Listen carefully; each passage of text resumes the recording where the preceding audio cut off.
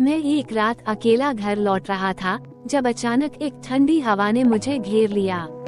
मेरे कदमों की आवाज गूंज रही थी और तभी मैंने देखा एक धुंधली आकृति मेरे सामने खड़ी थी। उसकी आंखें चमक रही थीं, जैसे वो मुझे देख रही हो।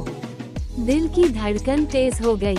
मैंने सोचा शायद ये मेरी कल्पना है, लेकिन जब वो आकृति धीरे धीरे मेरी ओर बढ़ी तो मुझे यकीन हो गया कि ये सच है। उसकी आवाज में एक अजीब सी खामोशी थी, जैसे वो कुछ कहना चाहती हो लेकिन शब्द नहीं निकल रहे थे। मैं पीछे हटने लगा, लेकिन मेरे पैर जैसे जमीन में गड़ गए। अचानक उसने एक हाथ बढ़ाया और मैं समझ गया कि ये कोई साधारण भूत नहीं है। ये एक चेतावनी थी, एक संदेश जो मुझे समझना था।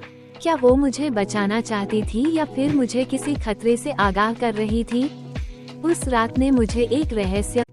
मैं एक रात अकेला घर लौट रहा था जब अचानक एक ठंडी हवा ने मुझे घेर लिया।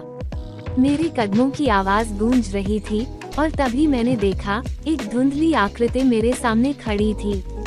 उसकी आंखें चमक रही थीं, जैसे वो मुझे देख रही हो। दिल की धड़कन तेज हो गई। मैंने सोचा शायद ये मेरी कल्पना है, लेकिन जब वो आकृति धीरे धीरे मेरी ओर बढ़ी तो मुझे यकीन हो गया कि ये सच है। उसकी आवाज में एक अजीब सी खामोशी थी, जैसे वो कुछ कहना चाहती हो लेकिन शब्द नहीं निकल रहे थे। मैं पीछे हटने लगा, लेकिन मेरे पैर जैसे जमीन में गड़ गए। अचानक उसने एक हाथ बढ़ाया और मैं समझ गया कि ये कोई साधारण भूत नहीं है। ये एक चेतावनी थी, एक संदेश जो मुझे समझना था। क्या वो मुझे बचाना चाहती थी या फिर मुझे किसी खतरे से आगाह कर रही थी? उस रात ने मुझे एक रहस्य